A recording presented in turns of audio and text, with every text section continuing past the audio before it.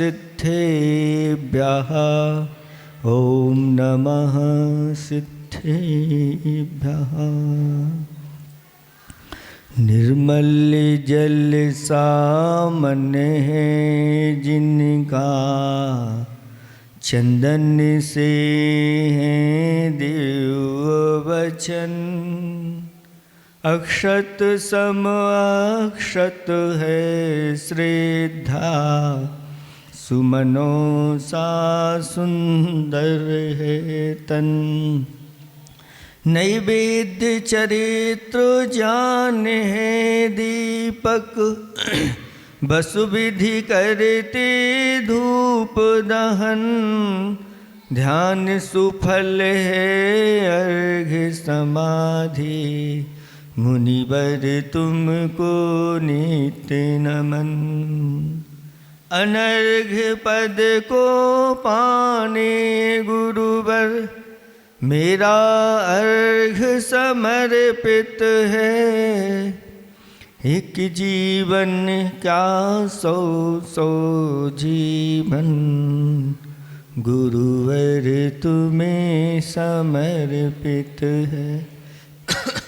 ऋषिवर तुम्हें समर्पित। देवादिदेव 1008 कैवल्य कमलापति श्री आदिनाथ भगवान की जय। देवादिदेव 1008 श्री श्रेयांसनाथ भगवान की जय। देवादिदेव 1008 घाटोल के बड़े बाबा श्री वासुपूज भगवान की जय। देवादिदेव 1008 वर्तमान शासनक महावीर भगवान की जय। परम पूजिक 108 आचार्य प्रवर अकंपनाचार्य आदि 700 महामुनिराजों की जय। परम पूजिक 108 आचार्य श्री विष्णु कुमार महामुनिराज की जय। परम पूजिक 108 आचार्य प्रवर गुरुवर श्री विद्यासागर जी महामुनिराज की जय। 3 कम 9 करोड़ मुनिराजों की जय। परम पूज्य मुनि श्री विमल सागर जी महाराज की, पूज्य मुनि संघ की।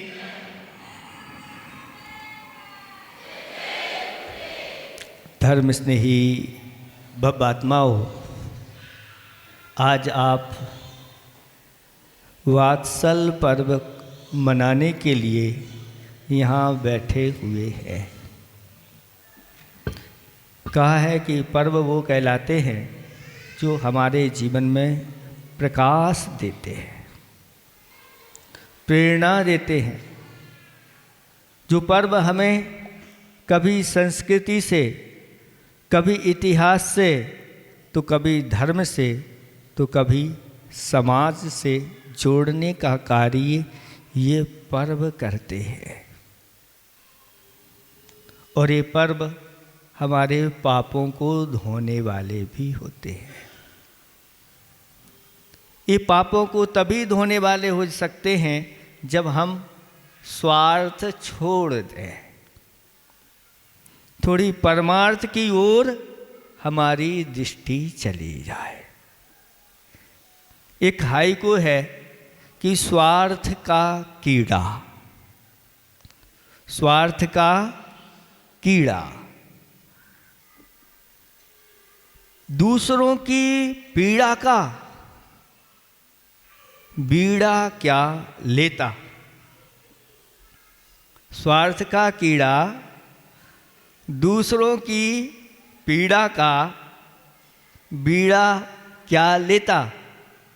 नहीं, स्वार्थ जिसके अंदर बैठ जाता है वह फिर अपना अपना उसको दिखता है।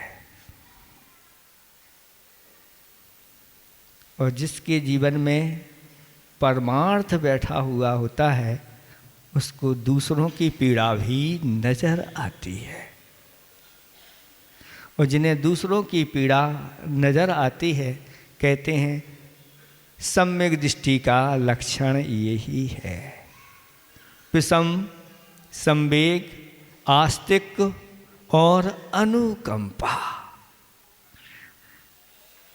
ये गुण उसके अंदर विद्यमान रहते हैं और वह दूसरों की पीड़ा देख करके पिघल जाता है।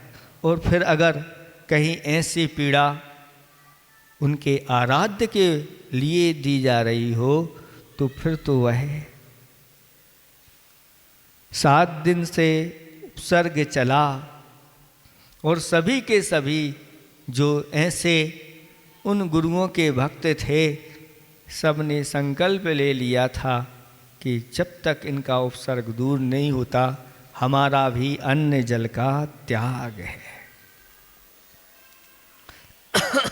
और आज के दिन जब उपसर्ग उनका दूर हुआ तो सबने आनंदित होकर के पूजा अर्चना दान आदि में प्रवृत्ति की। आप लोगों को देख रहे हैं, बहुत आनंद का अनुभव हो रहा है। ये स्वार्थ के कीड़ा नहीं है, ये वास्तव में परमार्थ का बीड़ा उठाने वाले लोग यहाँ पर बैठे, जो ऐसे पर्व पर जहाँ चारों ओर अपना अपना स्वार्थ देख रहे हैं और अपने ही घर में अनेक प्रकार के पकवान पूड़ी दुकान आदि मेहमान आदि उसी में लगे हुए हैं, और ये सब छोड़ करके वास्तव में जो अरहंत भैया की भक्ति और जिनवाड़ी मैया की यहाँ पर आराधना हो रही है, और गुरु खबैया तो आप लोगों के सामने बैठे ही हुए हैं। जो इसको समझ लेता है वास्तव में वही पर्व सही पर्व कहलाता है। कहते हैं कि वात्सल्य विनय और वैयावृत्ति, ये 3 चीज़ें हैं।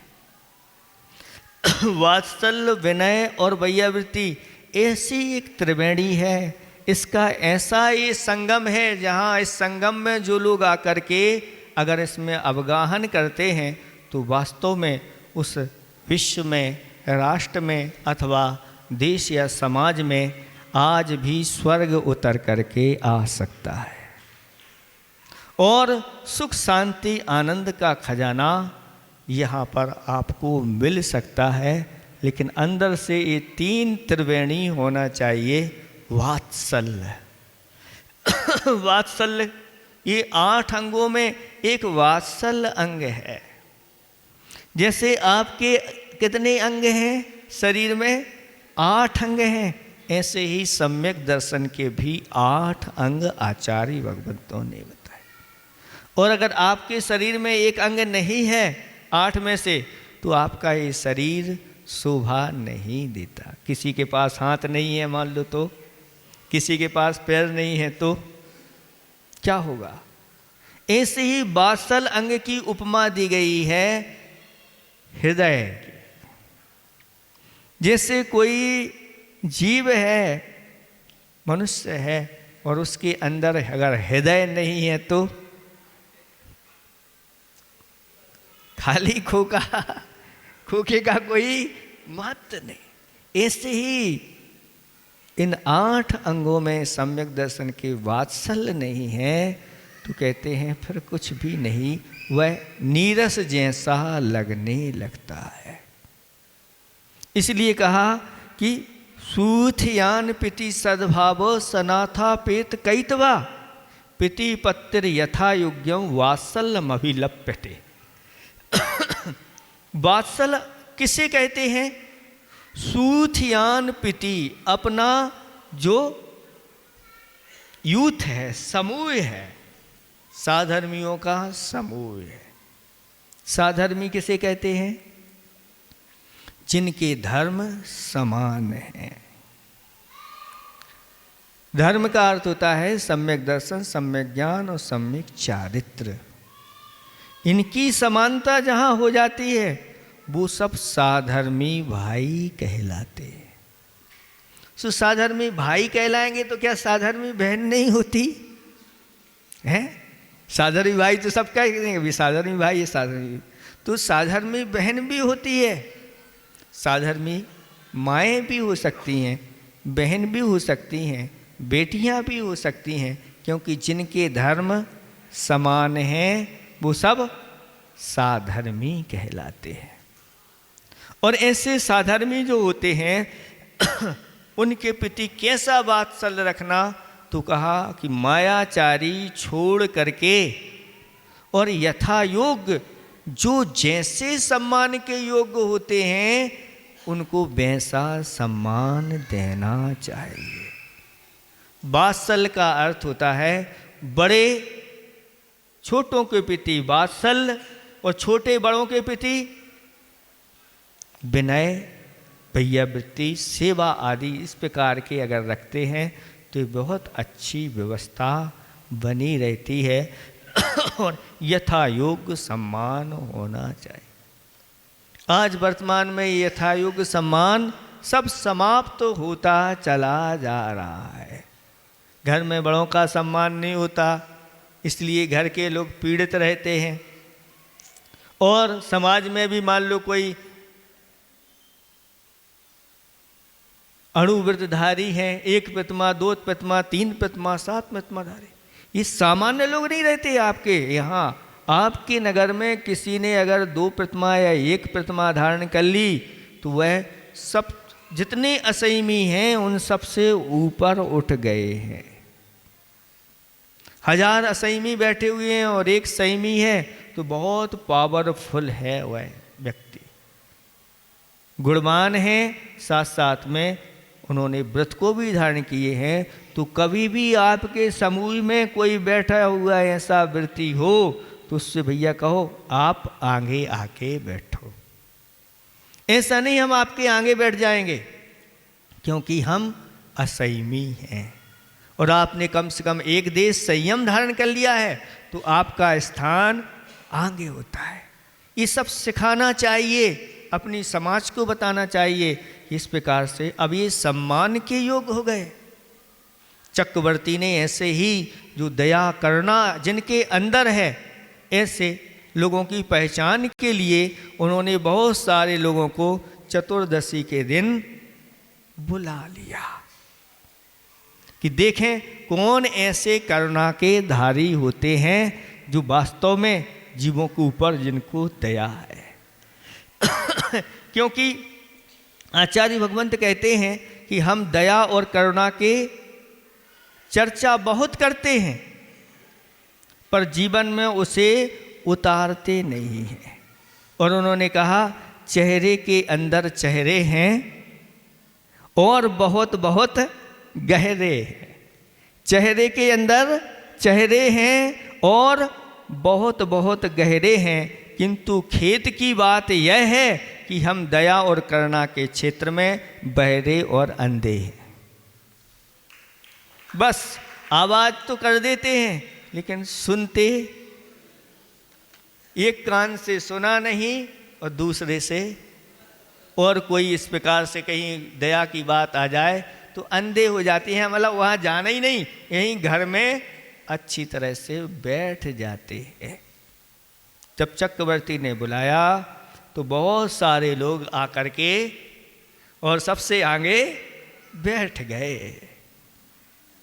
और कुछ लोग जो है ना वो बाद में आए तो पीछे बैठ गए। चक्रवर्ती ने पूछा कि आप लोग बाद में क्यों आए, इतने लेट क्यों हो गए? तो उन्होंने कहा राजन, जिस रास्ते से आना था उस रास्ते में फल फूल पत्तियां आदि आदि अंकुर आदि थे। ऐसे में चतुर्दशी के दिन इनके अंदर जीव रहते हैं और त्रस जीव भी इनके आधार अंकुर आदि का बना लेते हैं, इसलिए हम लोग घूम करके दूसरे रास्ते से आए। तब चक्रवर्ती ने कहा हाँ, उन सबको आगे ले आओ, और जो आगे आकर के बैठ गए हैं थोड़े पीछे हो जाओ। आप लोग तो बिना देखे सीधे चले आए उसी रास्ते से, यही तो परीक्षा थी और परीक्षा में ये लोग पास हो गए। वास्तव में ये दयावान हैं और उनके लिए 1 से लेकर के आदि आदि जो प्रतिमा का स्वरूप होता है यथा योग उनको दिया और इस प्रकार से उनको श्रावक बना करके और फिर कहा कि अब ये समाज में मान्य हो गए हैं, अब इनको आप आहार आदि दान दे करके भी अपने आप को पवित्र कर सकते हो। और बहुत सारा धन उनको चक्रवर्ती ने दे दिया। ये कहलाता तो ये अपने सब साधर्मी भाई हैं और आपस में भी अगर हमारा धर्म समान है, हम सच्चे देव शास्त्र गुरु के भक्त हैं, तो एक दूसरे का इसी प्रकार से यथा योग आदर सत्कार विनय आदि करना चाहिए। इसी का नाम क्या है? वात्सल्य। यह पर्व है। बात बात में हम शल्य देते रहें तो इसको वात्सल्य नहीं कहते।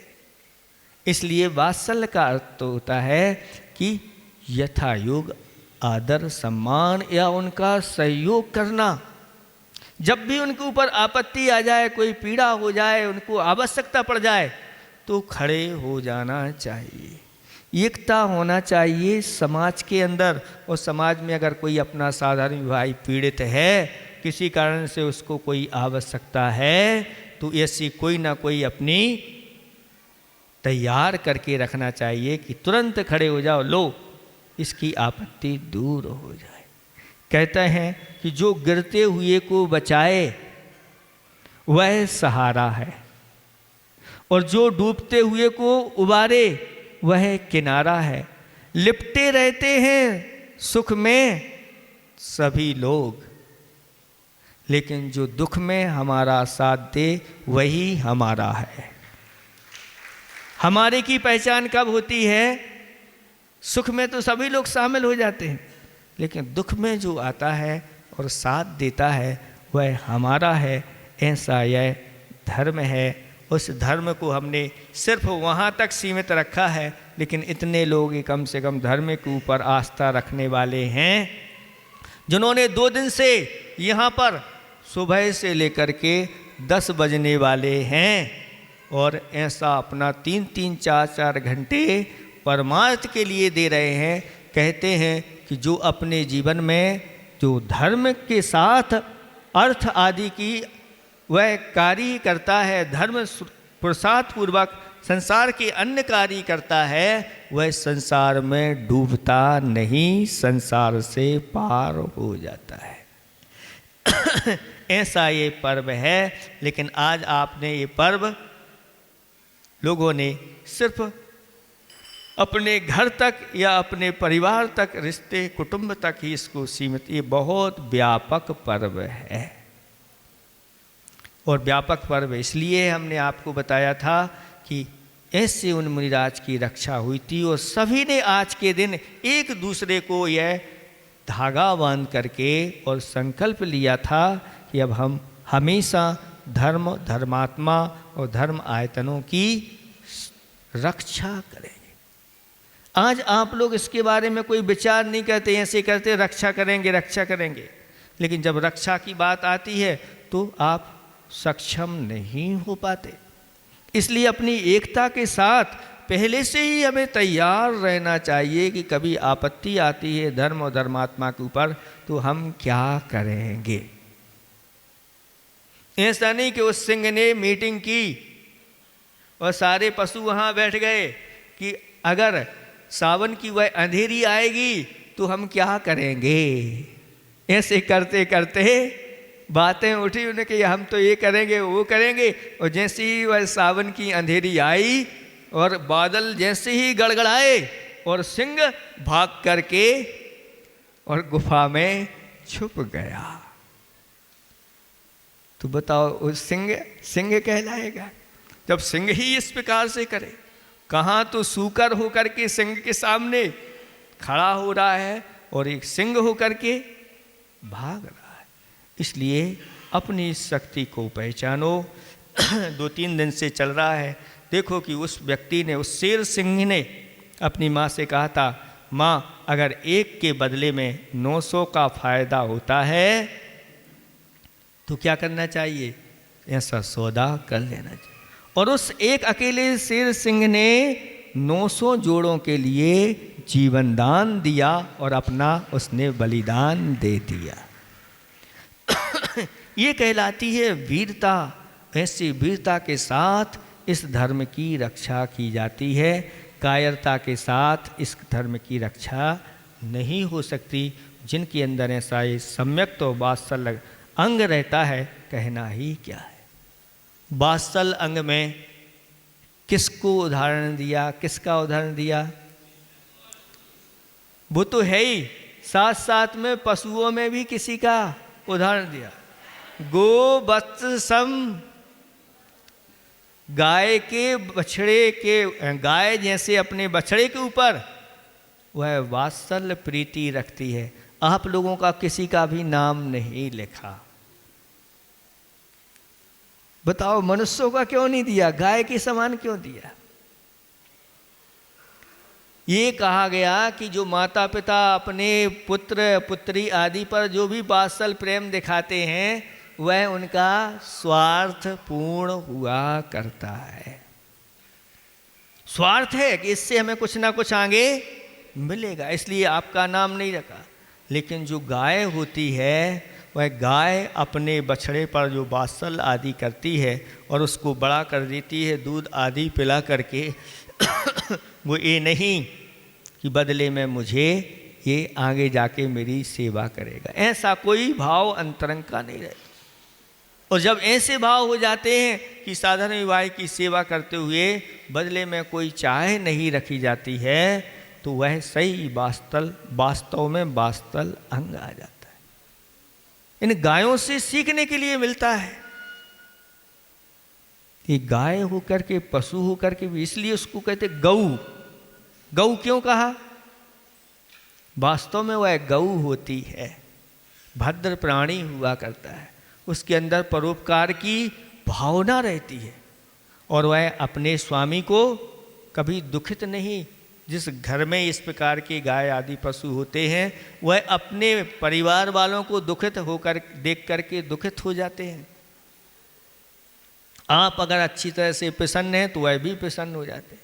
और वह निरंतर इन्होंने मुझे पाला है तो हम अपना मधुर मधुर क्या अमृत तुल्य दूध देख करके इनका भरण।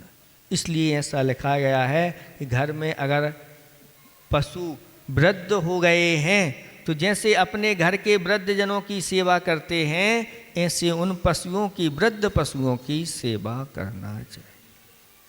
ये है, लेकिन अंतरंग से वात्सल्य भाव उठता चला गया और ये सब क्या कहा है कि गाय जब जब किसी टीले पर अपना दूध झराती है, गाय जब जब अपना किसी टीले पर दूध झराती है, निश्चित मानिएगा वहाँ पर महावीर भगवान की प्रतिमा प्रकट हो जाती है। गायों के अंदर इस प्रकार के जहाँ जहाँ ये अतिशय हुए और भी ऐसी कथाएं मिलती हैं। कोई बच्चा पड़ा हुआ है और गायें वहाँ पर इकट्ठे होकर के अपने दूध को उसके मुख में झरा रही हैं। ऐसा उनके अंदर करुणा वात्सल्य होता है। ये वात्सल्य धर्म अपने जीवन में अवश्य बना के रखना, क्योंकि हमारे अनादिकाल के संस्कार अनेक प्रकार के क्रोध मान माया लोभ आदि के हैं, इसलिए सब चीज़ें नहीं हो पाती। लेकिन बार बार शास्त्रों को पढ़ करके गुरुओं की प्रवचन आदि सुन करके इस प्रकार की भावना करना चाहिए और सोच समझ करके अपने जो भी ये आयतन होते हैं इन आयतनों की बागडोर किसके हाथ में सौंपना, ये बहुत सोच समझ करके धर्म आयतनों की बागडोर सौंपना चाहिए। रैणसार ग्रंथ में एक कारिका इसी के लिए रखी गई कि ये धर्म के विनाशक होते हैं। कौन होते हैं? वो कहा वानर गद्दा साण गए बग बराह कराह मक्खी जलूए सहाव नर जिणवर धम्म विनाश। ऐसे स्वभाव वाले अगर लोग हैं तो इनको धर्म की बागडोर नहीं सौंपना चाहिए। कौन कैसे लोग? जो बानर स्वभाव वाले हैं।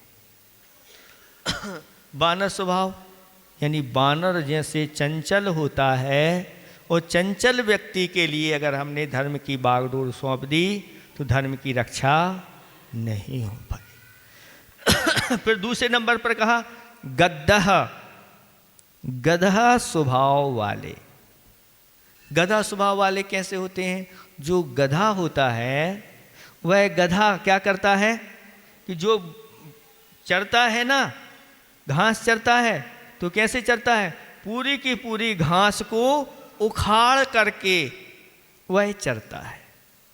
ये गधाचरी कहलाती है। गोचरी 3 प्रकार की चरी आती है, एक गोचरी कहलाती है, दूसरी अश्वचरी कहलाती है और तीसरी होती है गधाचरी। अब देखें गोचरी और अश्वचरी और गधाचरी में क्या अंतर है। 2 असंयमी होते हैं और असंयमी अगर जो चौका होता है रसोई, अगर उसमें भोजन कर लें तो फिर उसमें अणुवृत्ति महावृत्ति भोजन नहीं कर सकते। ये कहलाती है गधाचरी। और अगर रसोई में जाकर के कोई अणुवृत्ति भोजन कर ले तो उसमें महावृत्ति भोजन नहीं कर सकते, लेकिन असंयमी तो कर सकते। ये हो गई अश्वचरी। और एक होती है गोचरी, वो कौन करते हैं? मुनिराज महावृत्ति। और महावृत्ति जिस चौके में आहार करके आ जाते हैं उसमें एलक छुल्लक आरिकाएँ और भी जितने वृत्ति हैं सब भोजन कर सकते हैं। और उनके भोजन करने के बाद जितने असंयमी हैं वो भी भोजन कर सकते। ये गोचरी है। गोचरी का अर्थ होता है गाय जब चरने जाती है तो ऊपर ऊपर के जो उसकी नुकीली कोंपलें होती हैं उसको खा लेती है। इसके बाद अगर दूसरा गधा भी या अश्व आदि कोई चरने आ जाए तो उसके लिए भी मिल जाता है और गधे को भी मिल जाता है। और अश्व जो होता है वह अश्व जो है ना उस घास को जब चरता है तो थोड़ी वह आगे आगे की ओर चल लेता है। लेकिन जो गधा होता है वह जब वह घास को अपने मुख में रखता है तो पूरी मिट्टी सहित ही उसको उखाड़ लेता है। तो पशु नाम चांडाला, ऐसा गर्दभा वह। तो जिसका स्वभाव ऐसा है कि जो अपने धर्म को जड़ से ही नष्ट करने वाला जिसका स्वभाव है, ऐसे व्यक्ति को नहीं सौंपना।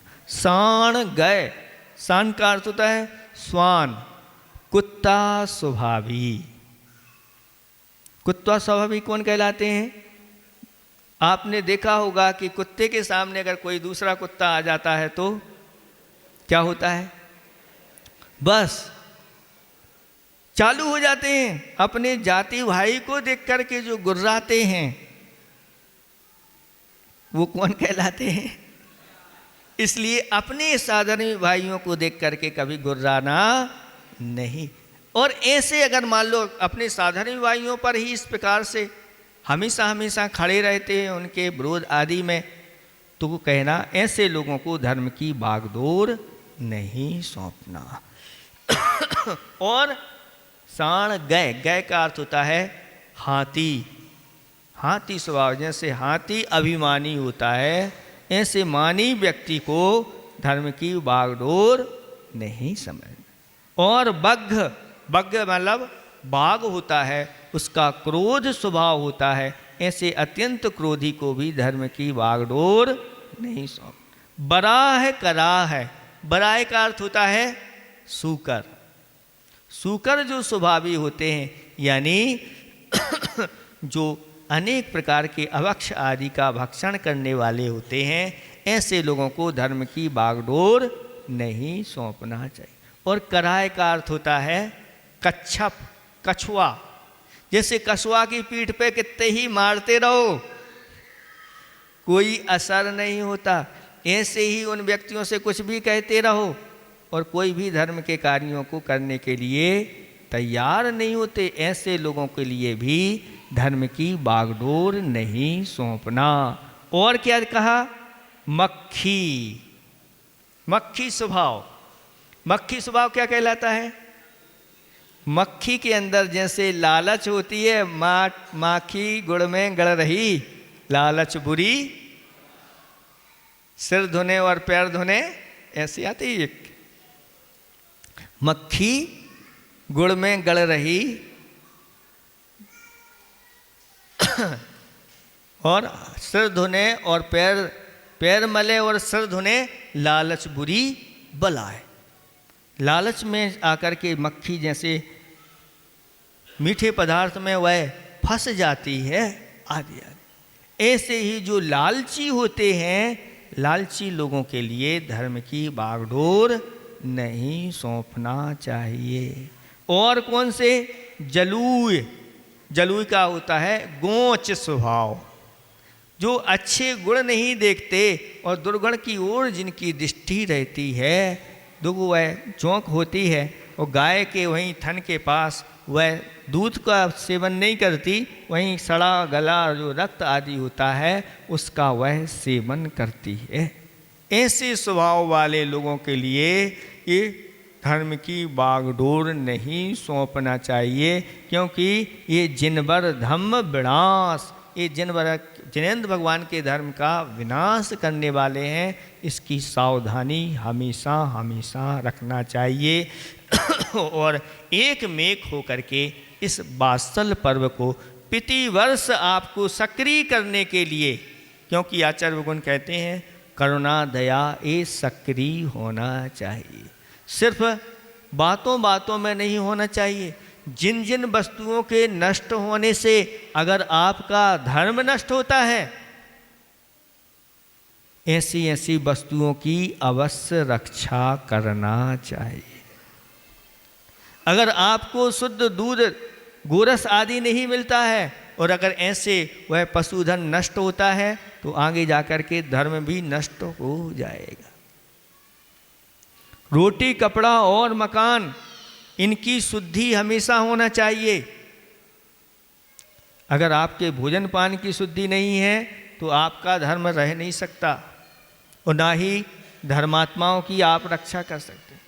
इसलिए इन सब चीज़ों का शुद्धि पूर्वक एक कार्य होना चाहिए। आचार्य भगवान कहते हैं कि बार बार अगर पर की पीड़ा अगर हो रही है तो उसको देख करके पिघल जाना चाहिए।